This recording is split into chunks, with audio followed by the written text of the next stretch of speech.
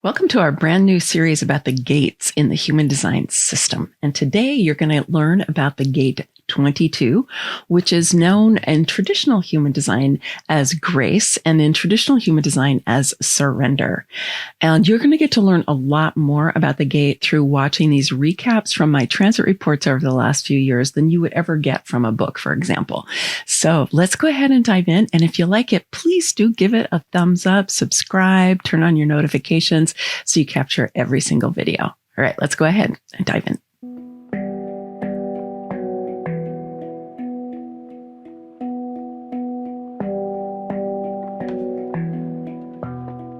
The gate 22, which is on the emotional solar plexus. So it's emotional energy.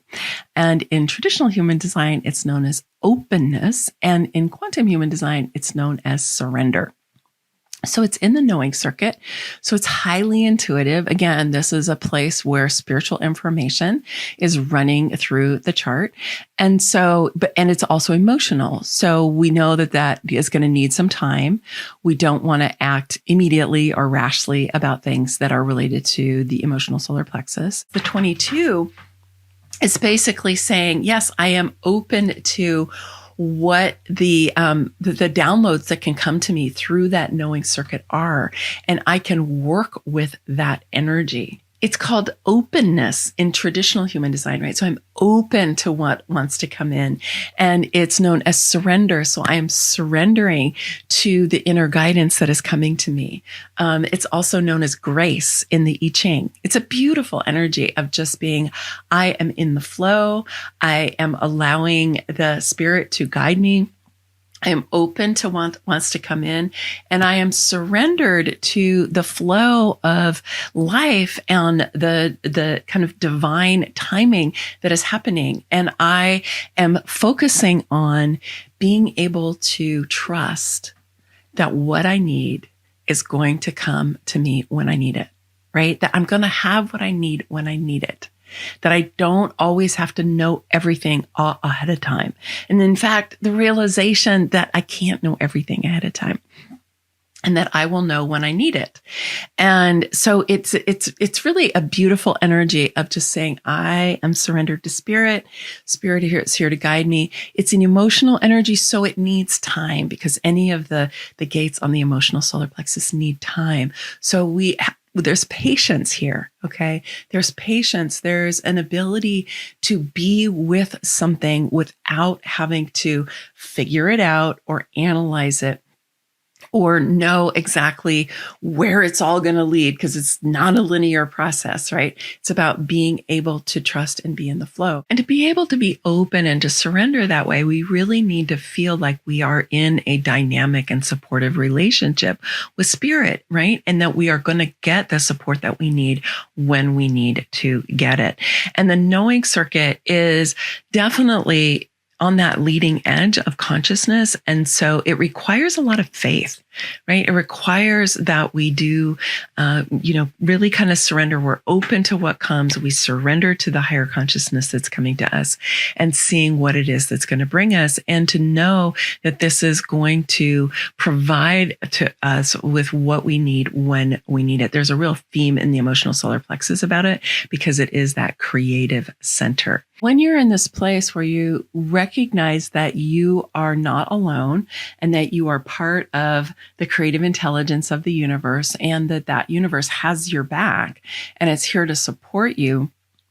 And as you do that, you can really surrender to what's going to be coming to you. You can be surrendered to being guided by the information that's going to come through that knowing circuit. And so the surrender comes because we're able to be like, I don't really know exactly what's going to happen. I don't know how it's going to unfold. I'm choosing to calibrate my emotional energy, to have a frequency of my emotional tone that is in a possibility mindset, a sense of, ooh, like I am getting something from that creative intelligence. It's coming in. I'm feeling creative. I'm feeling inspired. I want to engage with it. And I am going to allow that to really guide me as I move forward. And it's very, very difficult to surrender if you don't have faith. I mean, why would you?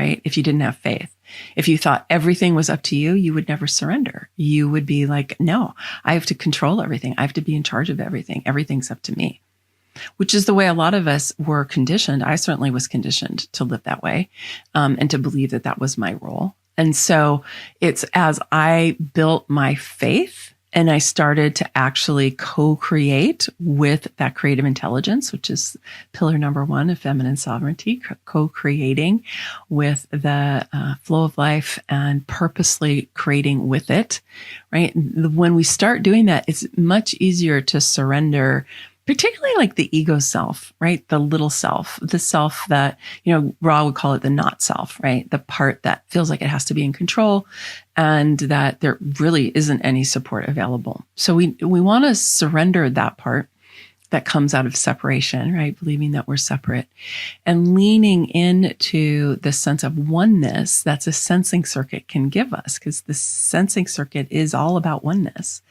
And so when we can lean into that, then it's much easier for us to surrender. And so you want to watch out if you undermine new possibilities that come to you because you don't know how they're going to manifest.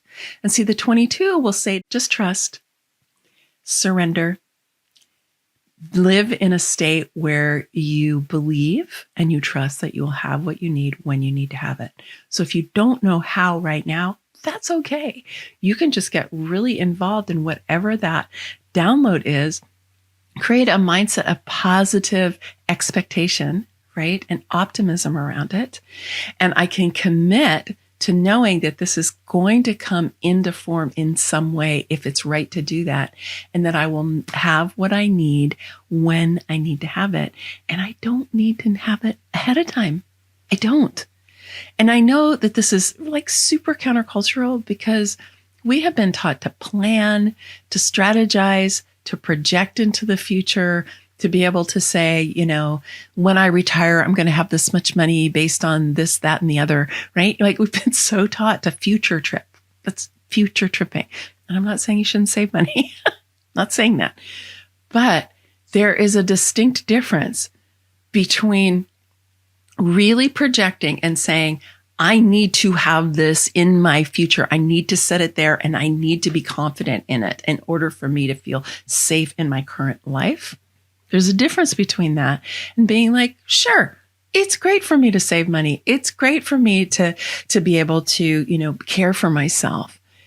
And I will know what I need to know when I need to know it. And I will have what I need when I need to have it. This is very different because the difference has to do with our relationship to spirit. Right? Has to do with the understanding that as an individual expression of this divine source energy, that we are always tapped in. In this case, we're tapped in through that right-brained energy and also from that knowing circuit. Okay. That we will have what we need when we need to have it. And let's just remember that Saturn, this is the great teacher, is still lighting up the Gate 55. And that is the lesson of the Gate 55 too, but more around money, which is that I'll have what I need when I need to have it. So we've got both that Earth and Saturn are lighting up the emotional solar plexus and are really just kind of saying to us, relax. Try to generate a positive energy, a positive emotional tone, an uplifted frequency around your current state and what is going to be unfolding in your life, and allow that to infuse your mindset, right, with this positive expectation. Because I'll tell you, when you do that, synchronicities start to happen. Unexpected things come your way. If you're living with your strategy and your authority, which I hope you all are doing, you would be amazed at the miracles that can start happening. Because when you go into that state of surrender, when you start living in that state of grace, you make space for the mystery. You make space for spirit. You make space for the universe. You make space for God to come in and help you in your life. And if instead you're closing down and you're in a state of negativity, you're basically, all the good that wants to come to you is just going to bounce right off, right? It's just going to bounce off because it can't get in through your mindset because your mindset is like, right? So you want your mindset to be open. possibility. What could happen, right? So anytime you start to feel like you're getting a little clenched, just ground yourself in a state of grace that will allow you to trust more. And I'll tell you, it's such a relief when you do that.